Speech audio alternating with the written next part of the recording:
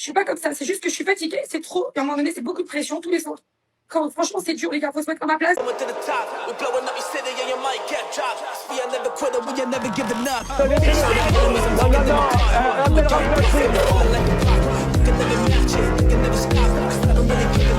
fumez, monsieur. Le football, il a changé. Oui. Peut-être. Ouais, c'est Laurent Delamousse, bienvenue aujourd'hui pour une nouvelle vidéo, j'espère que tout le monde va bien. Petite vidéo actu du jeudi, il y a pas mal de sujets, on va reparler de Guillaume Play. Guillaume Play contre-attaque, on connaît l'Empire contre-attaque, Star Wars, et là c'est Guillaume Play contre-attaque, toujours avec cette fameuse défense, c'est pas moi, c'est les autres. On en parlera, il y a pas mal d'autres sujets, peut-être moins de sujets que d'habitude. Il y a des extraits un petit peu plus longs, mais bon, on va quand même passer un bon moment avant de partir pour cette nouvelle vidéo. C'est le moment de soutenir la chaîne et moi-même en mettant votre plus gros pouce bleu, votre meilleur commentaire. On n'oublie pas de s'abonner et d'activer la cloche pour ne pas rater les prochaines vidéos. On fait de même sur la chaîne principale, la chaîne Mousse, où demain vous avez une vidéo sur Willem. On me rejoint sur Instagram, sur TikTok, sur Twitch pour ne pas rater les lives du dimanche soir à 21h30.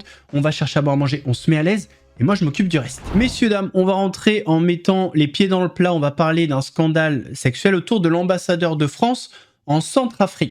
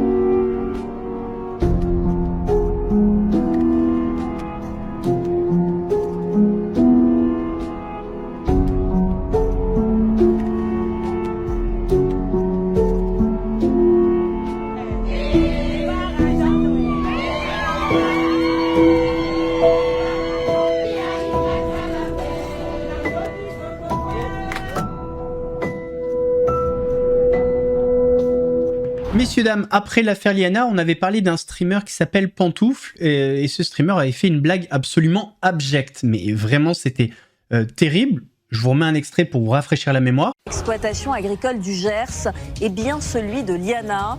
C'est quoi les graines qu'il y avait dans le silo? Non, parce que si on la laisse, ça peut laisser un parfum peut-être, non? Je sais pas, comme le bouillon cube. Et il s'avère que depuis cette blague, il a été banni de Twitch pendant une semaine, il a perdu des sponsors, il a été cancel de certains événements. Ça a même été compliqué avec son nouveau date. Et j'ai envie de dire, chat. Alors attention, j'ai absolument rien contre l'humour noir. Et en vrai, j'adore ça. Mais il y a des timings. Voilà.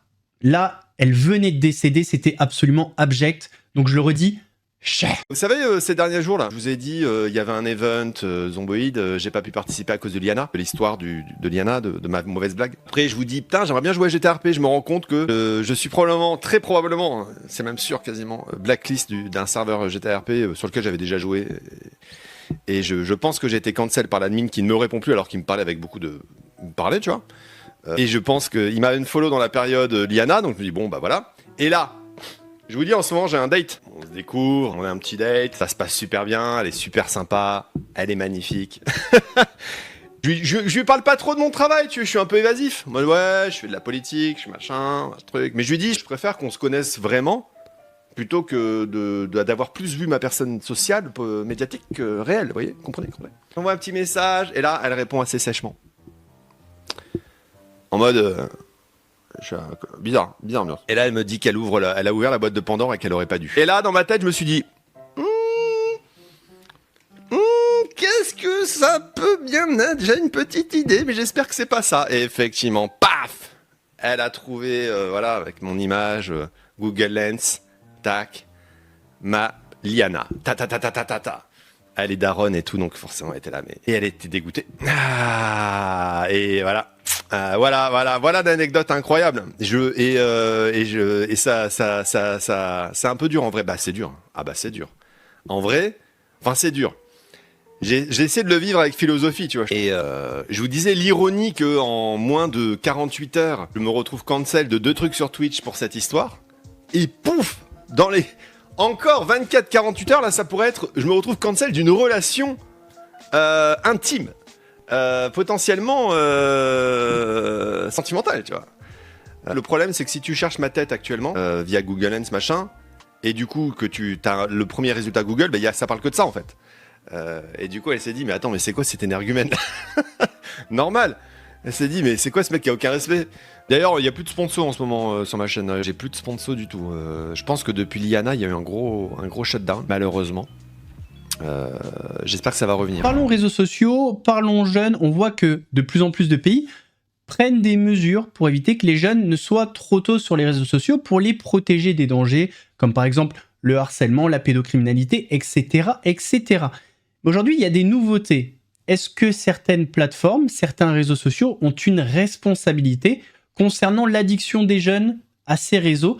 Mais figurez-vous que Facebook est en plein procès. Alors, je vous dis Facebook, c'est pas Facebook en réalité, c'est Meta. Ça comprend Instagram et Facebook. C'est un procès inédit qui pourrait coûter 1400 milliards de dollars à Meta, l'entreprise qui détient Instagram et Facebook, soit l'équivalent de la valeur boursière du groupe. Dès ce mercredi 12 août et pendant 6 semaines, le géant américain comparaît devant un tribunal fédéral à Oakland en Californie, car l'entreprise fondée par Mark Zuckerberg est accusée de favoriser l'addiction aux réseaux sociaux pour les mineurs. 4 États américains, la Californie, le Colorado, le Kentucky et le New Jersey, ont intenté cette procédure et accusent le groupe d'avoir violé leur loi de protection des consommateurs, mais aussi une loi fédérale américaine sur les données des enfants. Pour l'accusation, les réseaux sociaux du groupe poussent à l'addiction avec des fonctionnalités destinées à retenir le plus possible les utilisateurs, tels que le défilement infini, le scroll, les notifications ou encore les likes. Ce procès n'aurait pas eu lieu sans la lanceuse d'alerte Frances Haugen, une ex-salariée du groupe. En 2021, elle avait fait fuiter des milliers de documents internes baptisés les Facebook Files, montrant que l'entreprise avait bien étudié les effets de leurs réseaux sociaux sur la santé mentale des adolescents, mais avait minimisé publiquement les risques. Les procureurs généraux réclament ainsi jusqu'à 1400 milliards de pénalités à Meta, un chiffre astronomique calculé sur la base de chaque mineur qui devrait être dédommagé. Ce n'est pas la première fois que le groupe a affaire à la justice. En mars dernier, un jury de Los Angeles a estimé que Meta et YouTube avaient alimenté la dépression d'une adolescente californienne, lui octroyant ainsi 6 millions de dollars de dommages et intérêts. Et il y a quelques jours au Nouveau-Mexique, Meta a été condamné à payer au total près de 500 millions de dollars sous forme d'un fonds de réparation, toujours en raison des dommages causés aux mineurs. En France, les réseaux sociaux sont désormais interdits pour les mineurs de moins de 15 ans, un texte approuvé en juillet dernier et qui devrait s'appliquer dès le 1er septembre. Messieurs, dames, c'est jamais évident d'assister à un clash sur les réseaux entre deux personnes qu'on aime bien. On est là en mode « Oh les mecs, vous déconnez, on vous aime bien ». Mais quand c'est deux personnes dont on s'en fiche complètement, voire qu'on n'aime pas spécialement, c'est la régalade. Là, c'était un clash qu'on n'avait pas vu venir. Régé le gorilla contre Bastos. Ça s'est clashé via vidéo interposée. Popcorn. Ce qu'on lui reproche aussi, et ce que lui a reproché par exemple Régé Gorilla, alors que ce mec-là est problématique à souhait, Régé Gorilla. Vas-y, fais la liste. Fais la liste des choses problématiques que j'ai faites. Vas-y, fais la liste, wesh. Vas-y, fais la liste, j'attends. J'attends. Non mais vas-y, j'attends. Mis à part, ouais, je suis un hater de la VF, ouais, je vais voter à gauche, fais la liste, je t'attends, fais la liste. Va lui reprocher d'orienter l'opinion avec sa manière de poser des questions et sa manière d'inviter les gens. On parle de Guillaume Play, hein, pour rappel. Et pourquoi et comment il oriente l'interview. Mais espèce de branque, toi t'es pas orienté politiquement. Toi Ouais, est-ce qu'il n'y aurait pas une petite différence entre être orienté pour distribution des richesses, pour que tout le monde vive un peu mieux, pour que les gens soient un peu plus soudés en communauté dans ce pays, pour qu'il y ait une meilleure écologie de manière générale, pour qu'il y ait un meilleur système démocratique en France, tu sais, pour plein de raisons différentes en fait qui font que la France Insoumise est un parti intéressant aujourd'hui en face à ce que fait Guillaume Play. Mettre en avant le Mossad, mettre en avant des gens d'extrême droite, Zemmour, Le Pen, des suprémacistes blancs, des racistes, des fascistes, il n'y a pas une différence ? On peut ne pas aimer Mélenchon, ce que tu veux, j'en ai rien à foutre. Il n'y a pas une différence entre tu dis quand même, j'ai envie que les gens vivent mieux dans ce pays en prenant aux riches, dont je fais partie, et moi je donne, j'en ai rien à foutre, et en même temps, ouais, il faut tuer les Noirs et les Arabes. Désolé, moi je préfère faire ma propagande, comme tu dis, de ce côté-là, plutôt que voir le mec qui fait la propagande du Mossad qui est en train de massacrer des enfants en Palestine. S'il te plaît, il y a une petite différence. C'est pas juste « Ah, c'est de la politique ». Et les gens comme toi, les centristes, là, en mode « Ah, c'est la même chose », c'est à cause de vous que le fascisme va arriver au pouvoir, et après vous allez regretter et vous allez fermer votre gueule. T'es orienté politiquement, toutes tes vidéos, elles parlent de LFI, espèce de schlag. T'as pas une vidéo où t'essayes pas de lier un film à LFI Ouais, bah votez LFI, n'écoutez pas ce cassos, votez LFI, pardon, j'ai dit un truc problématique, pardon, vas-y, rajoute à la liste, tu sais quoi? de lier une histoire à LFI, tu nous casses les couilles avec ton LFI. Ouais, c'est très bien, allez, votez LFI, écoutez pas ces tocards là. Je veux dire, les gens font ce qu'ils veulent. Qu'est-ce qui en... Non, je suis désolé, aujourd'hui, le fascisme est aux portes du pouvoir, ils font pas ce qu'ils veulent, non, c'est terminé. Maintenant, on rentre dans les gens, enfin, mets dans la liste, allez, tu sais quoi? empêche ce média légende d'être orienté politiquement? Il a invité le Mossad. Le Mossad. 70 ans d'oppression, d'apartheid, de colonisation. Il tue des journalistes et des putains d'enfants qui n'ont rien demandé. Hein? Rien. Citez-moi un seul média qui soit pas orienté politiquement. Mais il y a une différence entre être orienté politiquement et être des putains de fascistes. Voilà. Tout le monde est orienté politiquement. Que ce soit avec qui Et nous, on lutte contre les fascistes ici. Enfin, pas toi, visiblement. Hein. tu collabes, que ce soit où tu voyages, que ce soit le type de contenu que tu fais, les invités que tu as, avec qui tu te mélanges. Tout est orienté politiquement. Oui, ça, je suis d'accord. Mais fuck les fascistes quand même. Voilà, c'est tout. Et excuse-moi, Régé Gorilla, mais clairement, toi, t'y vas pas de main morte avec ton LFI de merde. Bah ouais, tu vois. Je sais à qui je parle, là. Je sais, tu vois, c'est cramé. Désolé, hein. Désolé d'essayer de sauver comme on peut la France d'un fascisme qui arrive, qui pourrait mettre vraiment dans la merde des millions, voire des dizaines de millions de personnes dans ce pays, hein. Et personne t'emmerde avec ça. Ah si, toi, par exemple. C'est pas possible, c'est qui ce mec? Les amis, pour ceux qui ont joué à GTA, hommes, femmes, enfants, c'est bizarre. Normalement, c'est interdit au moins de 16 ans, peut-être 18 ans. À l'époque, c'est ma mère qui m'a acheté le jeu alors que c'était interdit, maman. Merci quand même, m'a donné la passion de GTA. Vous vous souvenez quand quelqu'un, un PNJ, nous faisait une queue de poisson, nous rentrait dedans en voiture? Nous, c'était sentence. Bam, on lui rentrait dedans. Bon, il y a des gens qui n'ont pas compris la différence entre la réalité et la fiction. Regardez.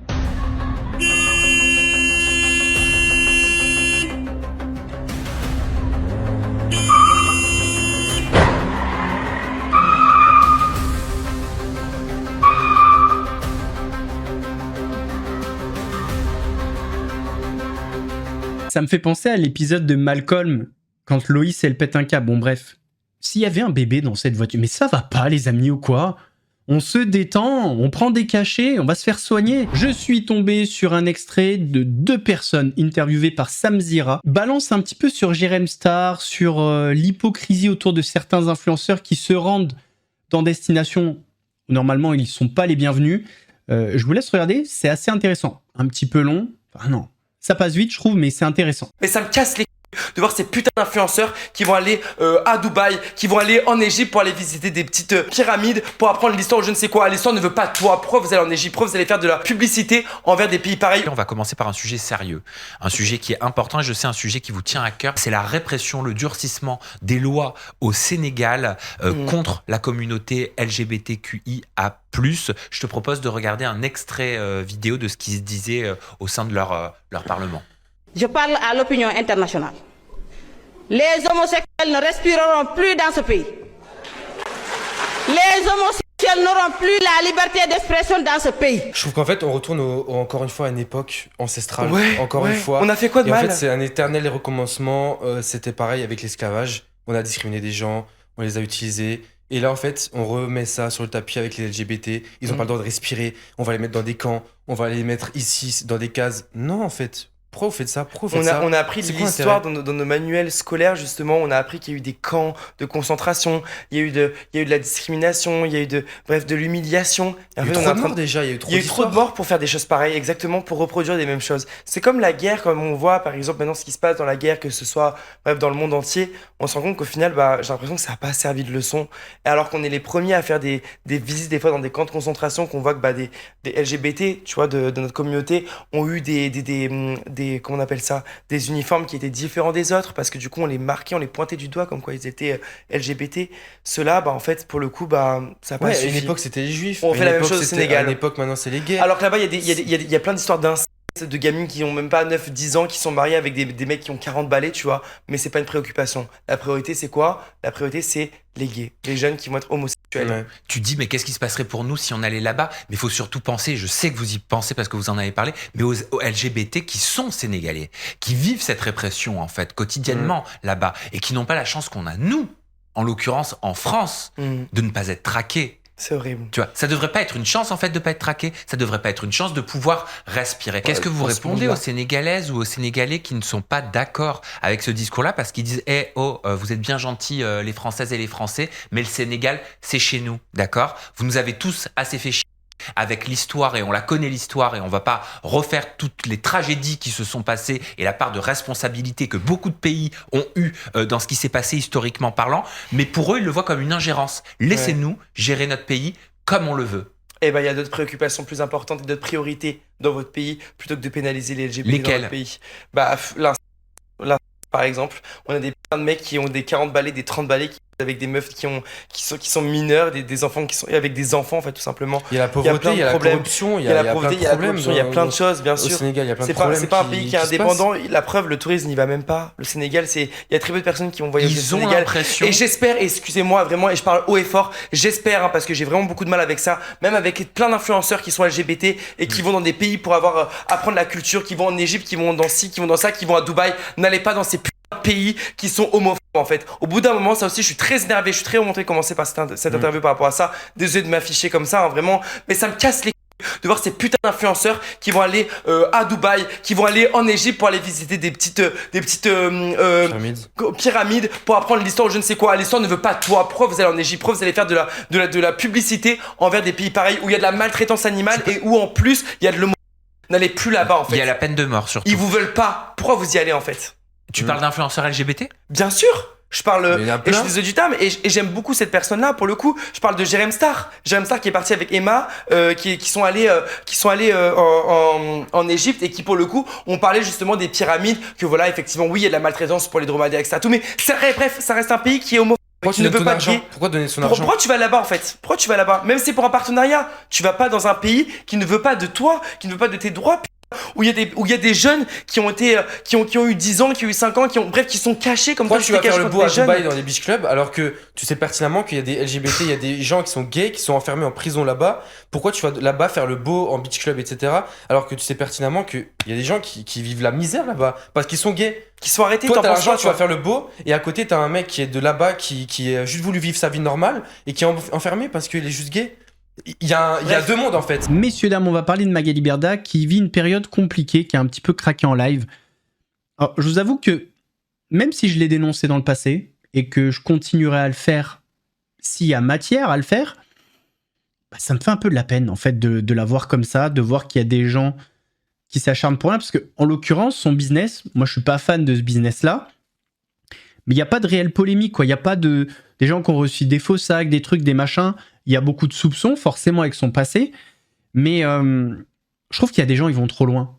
Si vous ne l'aimez pas, si ça vous intéresse pas son business, bah, n'allez pas sur ses lives.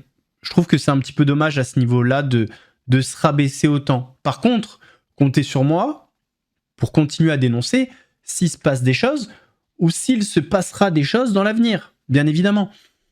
Mais là, je suis pas sûr que ce soit la bonne méthode. Je me fais braquer des sacs. C'est-à-dire que je vends des sacs quasiment purs depuis tout à l'heure. Ah, vous allez pas en plus me faire des reproches parce que j'ai pas d'homme derrière moi. Les gars, je suis désolée. Je fais du mieux que je peux. Alors, j'en ai pour tout le monde, j'en ai pour tous les goûts. J'ai tous les marques, j'ai tous les prix, j'ai tous les budgets, j'ai de tout. Laissez-moi le temps. Je suis pas un robot, les gars. Allez, on y va. Je suis assez oppressée. Comme ça, j'ai des crises. Vous savez qu'aujourd'hui, j'ai fait des crises d'angoisse tout l'après-midi. J'ai pas pu aller faire mon live là-bas à cause de ça. Donc, s'il vous plaît, arrêtez parce que je vais être en craquage à un moment donné et je vais plus faire de live du tout. J'ai pas réussi à me lever de la journée, les gars. J'étais en craquage comme ça. Je peux pas être oppressée comme ça. S'il vous plaît, soyez cool. Alors, le Gucci. C'est trop dur. C'est trop dur. Personne ne se prend au sérieux, en fait. C'est que les annulations, mais je me suis trompée. C'est mon bébé qui soigne, ça m'a chancé, ça m'a saoulé, en fait. Bah non, ça se fait pas, Steph. Bon, alors. Qui c'est qui a acheté ça, là? C'est quoi? Non, attendez. Non, c'est bon, ça va. Je me calme, les gars, y a pas de souci, c'est pas grave. Je vais pas le forcer à acheter un sac qu'il a pas envie. Je suis pas comme ça. C'est juste que je suis fatiguée, c'est trop. Et à un moment donné, c'est beaucoup de pression tous les soirs. Franchement, c'est dur, les gars. Faut se mettre à ma place. C'est vraiment, les humains, je vous jure, ils se rendent pas compte. Voilà, c'est pas grave. Mais en fait, la seule chose que je vous demande juste, c'est juste d'être un peu plus cool, d'être un peu moins oppressant dans les lives avec les réflexions, d'être un peu moins insultant. Et les trolls, foutez-moi la paix. Voilà, les insultes, tout ça, je suis fatiguée. Les faux achats, les fausses ventes, là, qui passent jamais, les trucs, là. Tout ça, c'est horrible pour moi. Ok, c'est fatigant. Et s'il vous plaît, arrêtez de me faire croire que les bébés, ils enchérissent, tu vois, les trucs comme ça. Tout ça, c'est dur. C'est des heures de boulisme. Maintenant, toi, ferme là. Dégage de là. Casse-toi de mon live. C'est bon, je vais commencer à être vraiment méchante. Tu peux, s'il te plaît, me bloquer là, le fatigué là. Adjal 01, je sais pas qui c'est. Voilà, ça y est. C'est bon, allez. C'est pas grave. Alors, on reprend à zéro. C'est pas grave, on reprend à zéro, il est minuit. Tout va bien. Messieurs, dames, on va terminer avec Guillaume Play contre-attaque, la revanche du Jedi. On est jeudi en plus, ça marche presque. Le Point a sorti un article qui nous détaille le contenu de la plainte de Guillaume Play. Et oui, parce qu'il contre-attaque.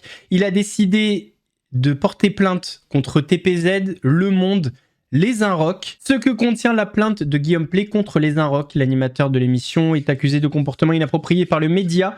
Il l'attaque en diffamation. D'autres plaintes sont annoncées contre Le Monde et le youtubeur TPZ. La société Legend Metamedia, productrice de l'émission Legend ainsi que son animateur et actionnaire Guillaume Play, ont déposé une plainte avec constitution de partie civile ce mercredi 12 août auprès du doyen des juges d'instruction du tribunal judiciaire de Paris contre un journaliste et le directeur de la publication de l'hebdomadaire Les Inrocks. Ah ouais, le doyen des juges carrément.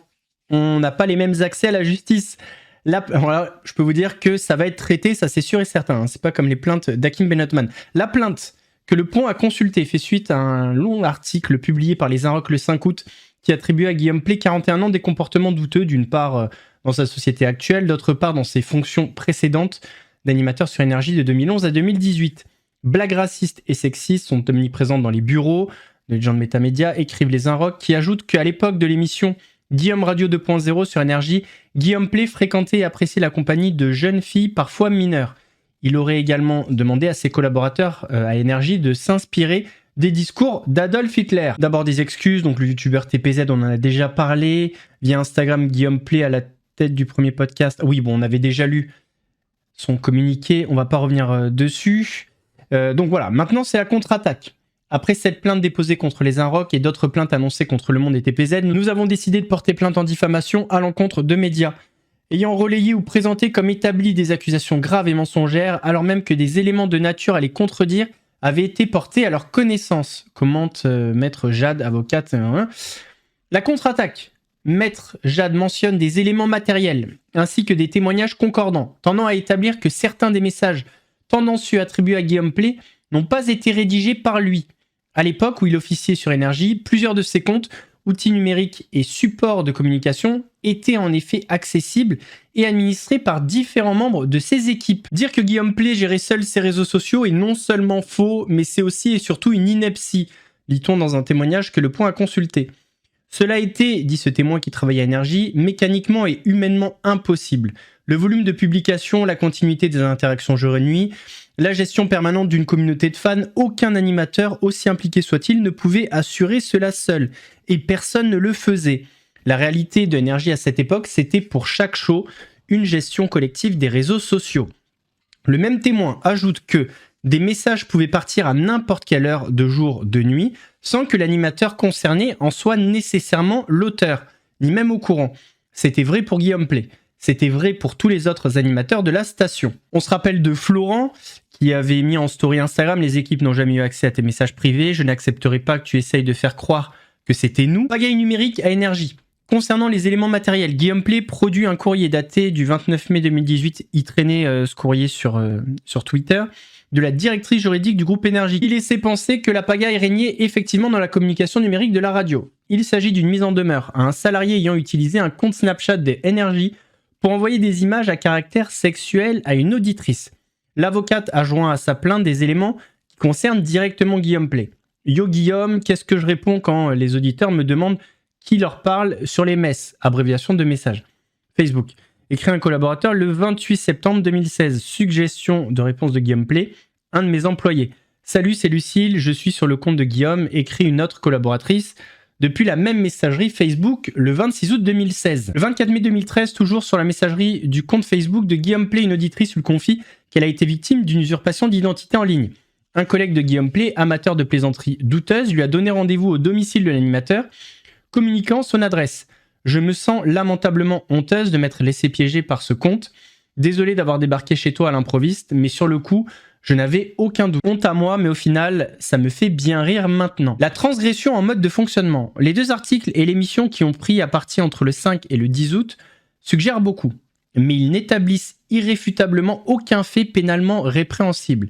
Il est question d'entorse possible au droit du travail à Legend et d'ébauche de propositions sexuelles à des mineurs de moins de 15 ans datant de son passage à Énergie, avec très peu de précision sur un contexte où les dérapages verbaux et la transgression constituaient un mode de fonctionnement public assumé. Sur Énergie, on demandait à des adolescentes de 15 ans de simuler un orgasme en direct à la radio, au vu et au su du Conseil supérieur de l'audiovisuel, ancêtre de l'Arcom. Guillaume Play n'avançait pas masqué.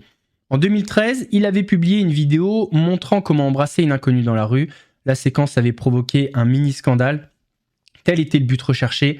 La prudence s'impose dans un dossier où pour le moment l'animateur est le seul plaignant connu, personne n'ayant à ce jour déposé plainte contre lui. Attention, on va en reparler. Alors, je pense que la stratégie de défense, c'est créer la confusion. C'est-à-dire amener certains cas où effectivement c'est des collaborateurs qui ont écrit avec la messagerie de Guillaume Play et d'essayer de faire de ces cas-là une vérité, une généralité. C'est-à-dire, vous avez vu, à certains moments, c'était pas lui, preuve, ok, pourquoi pas, mais ça veut pas dire qu'à d'autres moments, c'était pas Guillaume Play lui-même. Et justement, il y a 2 cas, je vous en ai parlé mardi, je vais vous mettre les extraits, je pense que vous allez largement comprendre. Il y a quand même un détail dans cette discussion qui me dérange et qui vient un petit peu mettre à mal la défense de Guillaume Play, c'est qu'apparemment, ils se sont vus. Merci pour tout à l'heure, de rien, content de t'avoir vu en tout cas. De même, t'es aussi mignonne qu'en photo, donc ils se sont vus. Ça peut pas être une autre personne que Guillaume Play qui a écrit ça. Bon, bref. Moi, j'avais la tête dans le cul. Tu trouves, ça me fait plaisir. T'as une belle gueule quand même. Bon, elle lui dit ça, ok. Et là, il vient répondre en disant « Et alors, je suis pas trop vieux pour toi ?» Elle répond « Et moi, je suis pas trop jeune. » Alors, je suis d'accord que sa phrase est joueuse. Elle rentre dans un jeu, mais elle a 14 ans. Encore une fois, il en a 26. Et lui, il dit « Moi, je m'en fous, je te pécho ». Dans ces screenshots, on voit qu'il y a une discussion entre une jeune fille qui apparemment a 14 ans et Guillaume Play. On voit qu'à un moment donné, il y a une rencontre. D'ailleurs, d'après les messages, Guillaume Play confirme qu'il y a bien eu cette rencontre. Et après cette rencontre, il continue à discuter. Donc, si ces captures d'écran sont vraies, ben, c'est la preuve que c'était bien Guillaume Play derrière ce compte à ce moment-là, puisqu'ils se sont rencontrés physiquement. Et c'est pas tout, il y a un autre cas comme ça. Un nouveau témoignage vient s'ajouter aux révélations visant Guillaume Play. Dans une nouvelle enquête publiée par les Inrocks, une jeune femme affirme avoir commencé à échanger avec l'animateur alors qu'elle n'avait que 13 ans. Née en 2000 et désignée sous le prénom d'emprunt Anna, elle raconte avoir entretenu pendant plusieurs années une conversation suivie avec Guillaume Play. Un échange de mars 2018, consulté par les Inrocks, vient notamment documenter l'ancienneté de leur contact. Devenue majeure, elle le remercie de la supporter depuis ses 13 ans. La jeune femme va plus loin en affirmant qu'entre 2014 et 2016, elle se rendait au moins une fois par mois devant les studios d'Énergie. Elle assure qu'après lui avoir envoyé un message, c'était Guillaume Play lui-même qui descendait la retrouver. Un élément qui, selon elle, contredit la défense de l'animateur concernant la cogestion de ses réseaux sociaux par son équipe. Le journaliste assure avoir consulté leurs échanges sur Twitter et Snapchat, et ces derniers relèvent plusieurs similitudes avec ceux de 2 autres fans alors mineurs. Question sur l'âge, utilisation du terme « baby » et volonté de poursuivre certaines conversations sur Snapchat. Anna affirme que Play ne lui aurait jamais indiqué que des collaborateurs pouvaient accéder à ses comptes personnels. Selon son récit, le ton aurait changé lorsqu'elle a atteint 18 ans. Guillaume Play lui aura alors proposé de poursuivre leurs échanges sur Snapchat et l'aurait interrogé sur ses relations sexuelles. Ces révélations interviennent après d'autres témoignages concernant des adolescentes. Les Inrocks rappellent que Le Monde a recueilli celui d'une fan âgée de 14 ans à l'époque, faisant état de messages à caractère sexuel attribués à l'animateur. Guillaume Play conteste toutes ces accusations. Alors, dans l'article, c'est pas marqué qu'il a eu des conversations à caractère sexuel avec cette fille mineure. Voilà. D'après ce qu'on sait, ils ont échangé pendant longtemps, mais il a commencé à parler de sexe quand elle a été majeure. Donc voilà, on va dire... En fait, ce qui est intéressant dans cet article, c'est surtout que elle apporte la certitude que derrière les comptes, c'était bien Guillaume Play. Alors, je ne doute pas qu'à certains moments, certains messages ont été envoyés par d'autres personnes. Ça, j'en doute pas une seule seconde, parce que ça paraît plutôt logique que des gros animateurs comme ça mettent leur compte à disposition des équipes pour échanger, pour plein de trucs, je sais pas, des jeux, des rencontres, j'en sais rien. Mais je suis aussi convaincu qu'à certains moments, c'était bien Guillaume Play. D'après les 2 témoignages qu'on a vus, il y a eu des rencontres physiques. C'est-à-dire que les personnes écrivaient à Guillaume Play, il est venu physiquement, donc on ne peut pas douter de ça non plus. Donc la ligne de défense, dans ce qu'elle dit, c'est pas faux, parce que oui, à certains moments, c'était pas eux. Et justement, je pense que c'est de semer le doute et de dire, ouais, mais regardez, c'est la preuve qu'à certains moments, c'était pas Guillaume derrière. Et donc, si à ces moments-là, c'était pas Guillaume, ça veut dire que pour les messages, c'est potentiellement pas lui non plus. On a des cas quand même, on est plutôt sûr, si les screenshots sont vrais, que c'était bien Guillaume Play derrière les messages. Donc voilà, je trouve que la ligne de défense, elle est pas bonne. Et en plus de ça, il y a eu un nouveau truc. On avait parlé la dernière fois de Julien. Julien qui a été jeté en pâture par Guillaume quand il discutait avec cette jeune fille qui a 14 ans. Enfin, qui avait 14 ans. Enfin, cette jeune fille à qui on a proposé un plan à 3. Donc à un moment donné, oui, Julien ci, Julien là. Il s'était déjà exprimé, il l'a refait et là, il a porté plainte contre X. Donc Julien Cyberger a dit ceci. « Bonjour, comme je l'ai déjà indiqué, je sors du silence aujourd'hui car la situation est trop grave. Mon nom a été cité à mon insu dans des échanges privés datant d'octobre 2011, issus du compte privé Facebook de Guillaume Play. » D'ailleurs, on peut se dire, les preuves avancées par l'avocate, c'est des preuves qu'on n'a pas vues, mais on va lui faire confiance. En 2016, mais peut-être qu'en 2011, il y avait moins de messages et que Guillaume arrivait à gérer. Et peut-être qu'après, ça a changé, le mode de fonctionnement a changé et qu'il a transmis ses comptes. C'est une possibilité aussi. Voilà. Contrairement à ce qui a été sous-entendu, ni moi ni aucun membre de l'équipe n'avons jamais eu accès à ce compte privé dont proviennent ces messages.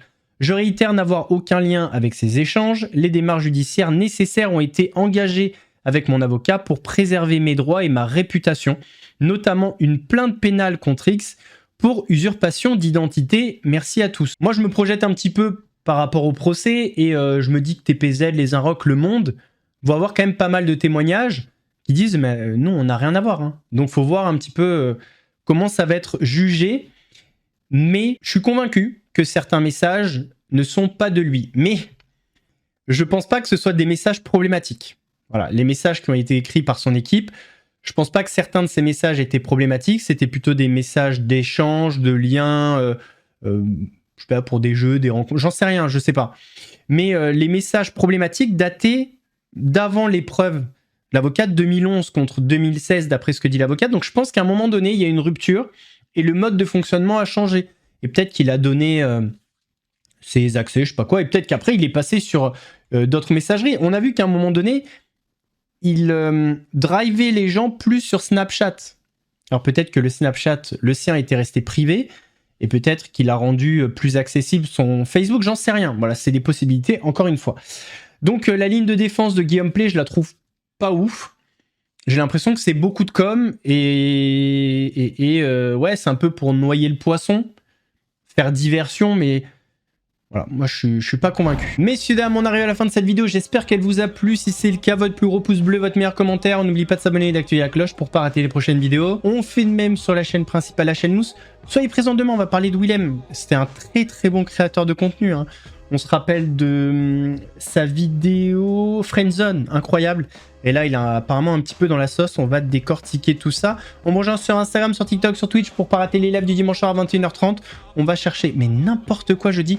Nous, on se donne rendez-vous samedi pour une nouvelle vidéo d'actu. En attendant, prenez soin de vous. Bande de la Mousse vous salue.